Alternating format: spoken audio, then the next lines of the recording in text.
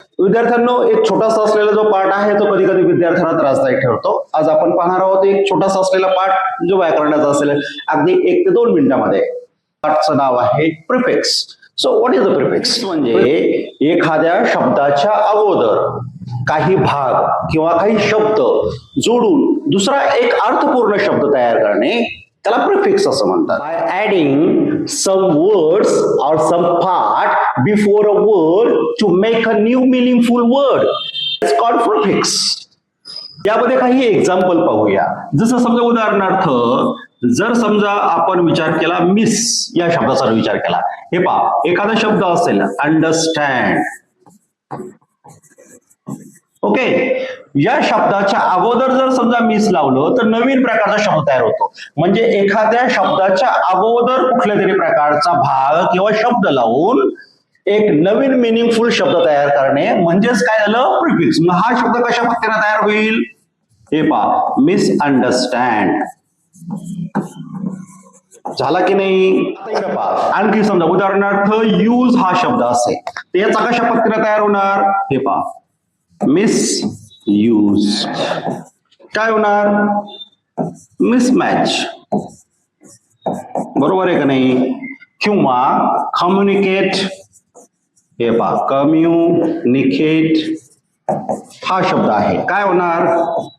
Miscommunicate. बरोबर आहे का नाही? म्हणजे हा एक प्रकार आहे. सम मोर एक्झाम्पल ऑफ दिस. उदाहरणार्थ अन हा शब्द वापरून कशा पद्धतीने करता येईल? हे पहा, जर समजा शब्द असेल सॉल्व, SOLVE, तर याचा काय होईल? आपण हा प्रिफिक्स जोडला तर काय होणार? अनसॉल्व. बरोबर आहे का नाही? समजा उदाहरणार्थ इथे जर टोल्ड असेल तर काय होणार? अनटोल्ड. बरोबर आहे का नाही? अनफोल्ड. बरोबर आहे का? किंवा सगळ्यांना माहिती असलेला शब्द हॅपी, काय होणार? अनहॅपी. बरोबर आहे का? किंवा काय होणार? अनयुज्ड. सो हे काही प्रिफिक्स जोडून नवीन प्रकारचे जे शब्द आहेत आपण तयार केलेले आहेत. आणि हा शब्द जोडून कुठले होत आहेत?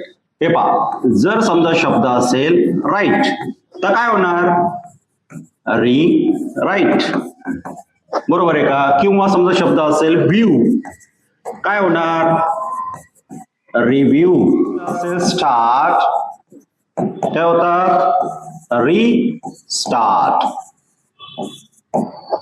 प्रकारचं असलेले काही भाग जोडून आपल्याला प्रिफिक्स मध्ये नवीन प्रकारचे शब्द तयार करता येतात. ओके.